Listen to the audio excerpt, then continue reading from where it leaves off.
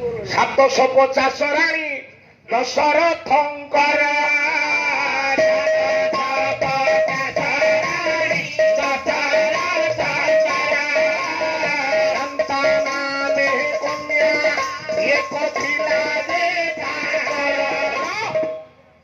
ଗୋଟା ଝିଅଟିଏ ଥିଲା କେବଳ ଝିଅ ତା ନାଁ ହଉଛି ଶାନ୍ତା। ଶାନ୍ତା ଏଇ ଋଷ୍ୟ ଶୃଙ୍ଗକୁ ବିବାହ କରିଥିଲେ। ସନ୍ତାନ କଣ ନଥିଲା କିଅ ଆଉ ପୁଅ ନଥିଲା। ସେ କଥା କହିବୁ ସନ୍ତାନ କଣ ନଥିଲା। ସନ୍ତାନ କହିଲେ ପୁଅକୁ ଝିଅକୁ ଉଭୟକୁ ବୁଝାଏ। ଆଜ୍ଞା ହେଲା ପୁଅ ନଥିଲା ରାଜାଙ୍କର। ନା ଅପୁତ୍ରିକ ସମସ୍ତେ ଥିଲେ ମନ ବିମନା ମାତ୍ର ଶାନ୍ତା ନାମେ କନ୍ୟା।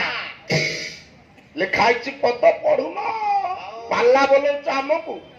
ଶାନ୍ତା ଝିଅ ଥିଲା। ଆଜ୍ଞା ଏଇ ଶାନ୍ତା ଦଶରଥଙ୍କ ପାଖରେ ନଥିଲା, ଥିଲା ଲୋମପାଦଙ୍କ ପାଖରେ ପାଖରେ ହେଲା। ଆଜ୍ଞା ସେଇ ଶାନ୍ତାଙ୍କୁ ଋଷ୍ୟ ଶୃଙ୍ଗ ବିବାହ କରିଥିଲେ। ଋଷ୍ୟ ଶୃଙ୍ଗ ୟାଙ୍କର କେତେଟା ସିଂହ କି ୟାଙ୍କ ନାଁ କାହିଁକି ଋଷ୍ୟ ଶୃଙ୍ଗ?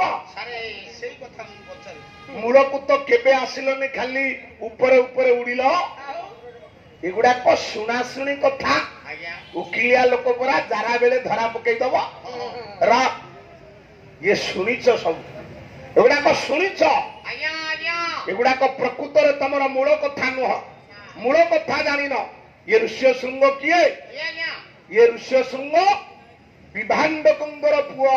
ବିଭାଣ୍ଡଙ୍କ ପୁଅ ୟାଙ୍କ ମୁଣ୍ଡରେ ବାବୁରେ 4ଟି ସିଂହ ଥିଲା। ୟାଙ୍କ ମୁଣ୍ଡରେ 4ଟା ସିଂହ ଥିଲା ଲୋ ମା। ଆଜ୍ଞା ଆଜ୍ଞା ପଳେଇବୁ ମା, ଜାନ ଜାନ ବସ ବସ ପାଲା ଶୁଣୁ, ବଢିଆ ବଢିଆ କଥା କୁହ।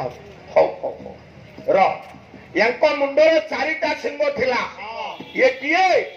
ୟାଙ୍କ ବାପା ହଉଛନ୍ତି ବିଭାଣ୍ଡକ।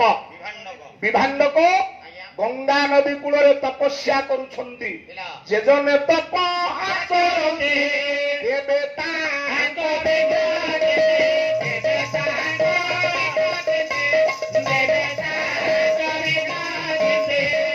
ଯୋଉ ଲୋକ ତପସ୍ୟା କରିବେ ଦେବତା ମାନେ ତାଙ୍କର ବିଘ୍ନ ଚିନ୍ତା କରିବେ।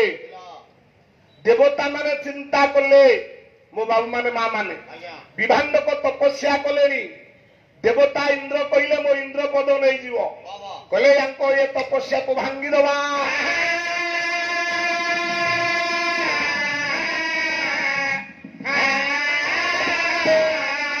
ଏ ଜ୍ଞାନୀ ମଣ୍ଡଳୀ ପଠେଇଲେ ଉର୍ବଶୀ କି। ଆଜ୍ଞା ଉର୍ବଶୀ ଆସିଲା ଆସିଲା ନୃତ୍ୟ